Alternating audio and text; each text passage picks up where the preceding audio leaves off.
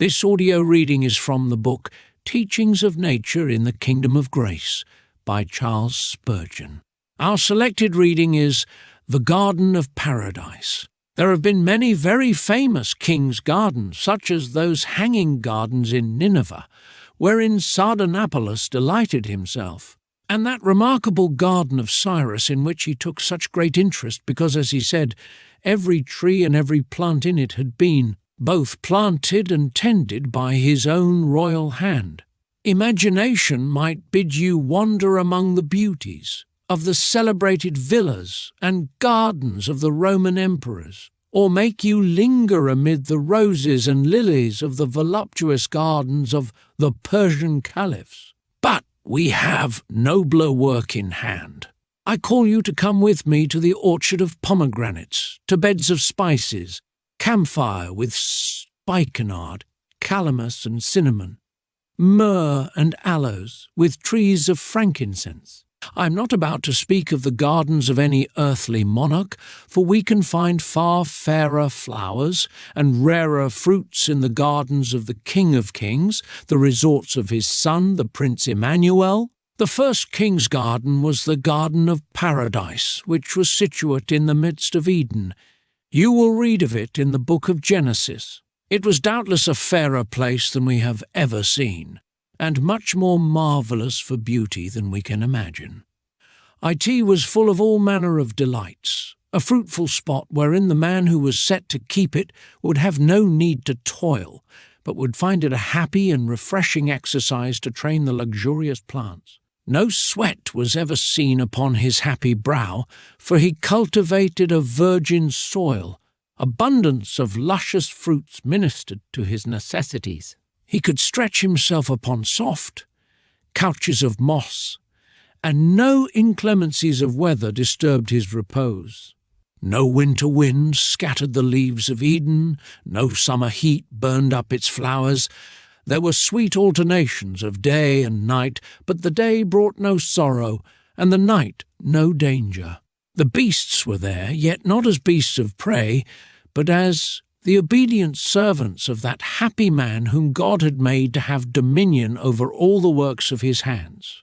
In the midst of the garden grew that mysterious tree of life, of which we know so little literally, but of which, I trust, we know so much in its spiritual meaning, for we have fed upon its fruits, and have been healed by its leaves. Hard by it stood the tree of knowledge of good and evil, placed there as the test of obedience. Adam's mind was equally balanced. It had no bias to evil, and God left him to the freedom of his will, giving this as the test of his loyalty that, if obedient, he would never touch the fruit of that one tree. Why need he? There were tens of thousands of trees, all of which bowed down their branches with abundant fruit for his hunger or his luxury. Why need he desire that solitary tree which God had fenced and hedged about? But in an evil hour, at the serpent's base suggestion, we know not how soon after his creation, he put forth his hand and plucked from the forbidden tree. The meter plucking of the fruit seems little to the thoughtless, but the breaking of the Maker's law was a great offence to heaven, for it was man throwing down the gauge of battle against his Creator, and breaking his allegiance to his Lord and Master. This was great, great in itself and in its mischievous effects, for Adam fell that day, and out of Eden he was driven to the thankless, thorn-bearing soil, and you and I fell in him and were banished with him. We were in his loins. He was the father of us all, and on us he has brought the curse of toil, and in us all he has sown the seeds of iniquity. Let it never be forgotten, in connection with the Garden of Eden, that we are not now a pure and sinless race, and cannot be by nature, however civilized we may become. Men are born no longer with balanced minds, but a heavy weight of original sin in the scale. We are averse to that which is good, The bias of the mind of man, when he is born into the world, is towards that which is evil, and we as naturally go astray as the serpent naturally learns to hiss, or the wolf to tear and to devour. Beware of thinking too little of the fall. Slight thoughts upon the fall are at the root of false theologies. The mischief that has been wrought in us is not a trifling matter, but a thing to be trembled at. Only the divine hand can reclaim us. The house of manhood has been shaken to its foundations, each timber is decayed, the leprosy is in the tottering wall. Man must be made new by the same creating hand that first made him, or he can never be a dwelling place fit for God.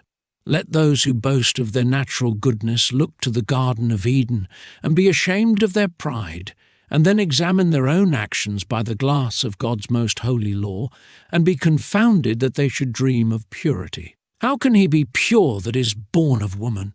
Who can bring a clean thing out of an unclean tiling? Not one. As our mothers were sinful, such are we, and such will our children be. As long as men are brought into the world by natural generation, we shall be born in sin and shapen in iniquity. And if we are to be accepted by God, we must be born again and made new creatures in Christ Jesus. Alas, then alas! For that first king's garden, the flowers are gone, the birds have ceased to sing, the winter winds howl through it, and the summer sun scorches it. The beasts of prey are there. Perhaps the very sight of it, which is now unknown, may be a den of dragons, a habitation for the pelican of the wilderness and the bittern of desolation. Fit image, if it be so, of our natural estate, for we were altogether given up to desolation and destruction, unless one mighty to save had espoused our cause. This concludes our reading. Thank you for listening.